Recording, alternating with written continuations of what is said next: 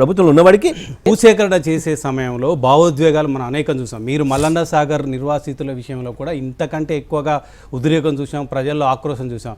మీరు కూడా బలవంతంగా అదేవిధంగా భూసేకరణ చేశారు, ప్రజల్ని జైల్లో పెట్టారు, రైతుల్ని జైల్లో పెట్టారు. అప్పుడు మీకు సమర్థనం అనేది ఇప్పుడు ఎందుకు మీకు తప్పు అనిపిస్తుంది? ఎస్, మంచి మాట మాట్లాడిన, మంచి ప్రశ్న అడిగి రమేష్. కేసీఆర్ గారు ఇటువంటి ఇన్సిడెంట్ ఏదైనా జరిగితే ఇమ్మీడియట్గా పిలిచి మొదలు జిల్లా మంత్రిని, జిల్లా కలెక్టర్లను, జిల్లా అధికారులను పిలిచి కోప్పడి ఎందుకు జరుగుతుంది, ప్రజలు ఎందుకు కోపానికి వస్తున్నారు, వాళ్ళ బాధ ఏంది, వాళ్ళ ఇబ్బంది ఏంది తెలుసుకొని రండి, మీకు ఇబ్బంది ఉంటే ఏందో నాకు చెప్పండి, నేను పరిష్కారం చేస్తానని చెప్పి చేస్తాడు కేసీఆర్ గారు ఉంటే ఆ ప్లేస్లో. కానీ ఈ ప్రభుత్వం ఏం చేసింది? పనికిమాలిన పని. పోలీసులు తెల్లవారి నుంచి ఎవడన్నా పోలీసులు రాజ్యం చేస్తాడా? ఏ ఒక్క శాఖ పనిచేస్తలేదు వాళ్ళ రాష్ట్రంలో, పోలీస్ శాఖ తప్ప. పోలీస్ శాఖతో అణిచివేసి ప్రభుత్వం నడుపుదాం అనుకునే ఒక తెలివి తక్కువ పనిలో ఉన్నారు ఈ ప్రభుత్వం నడుపుతున్న వాళ్ళు. వాళ్ళ అపరిపక్వత, వాళ్ళ అజ్ఞానం. పోలీసులని ప్రభుత్వం ఆధీనంలో పెట్టుకోవడం, పాలకులు పోలీసులని ఎట్లా వినియోగించుకోవాలనే విషయంలో బీఆర్ఎస్నే ఒక మోడల్గా కాంగ్రెస్ పార్టీ తీసుకుందంట. 10 ఏళ్ళు బీఆర్ఎస్ ఎప్పుడు పోలీసుని వాడలే, ఒక్క రోజు కూడా పోలీసుని వాడలే. బీయింగ్ ఏ మినిస్టర్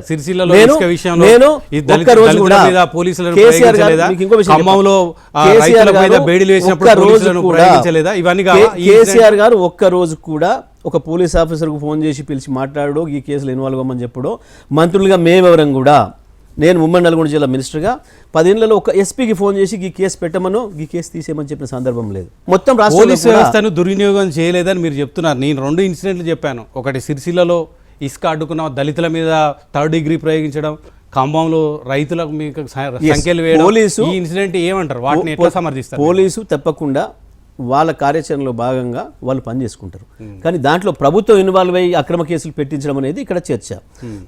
ఖమ్మంలో ఏదైతే పొరపాటు చేసినరో, రైతులకు బేడీలు వేసినరో, దాని ఇమ్మీడియట్ కేసీఆర్ గారు సీరియస్ అయ్యారు, సీఎం గారు.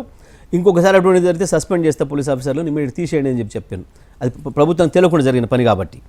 కానీ ఈ ప్రభుత్వం చెప్పి మరీ ముఖ్యమంత్రిని స్వయంగా రెచ్చగొడుతున్నాడు.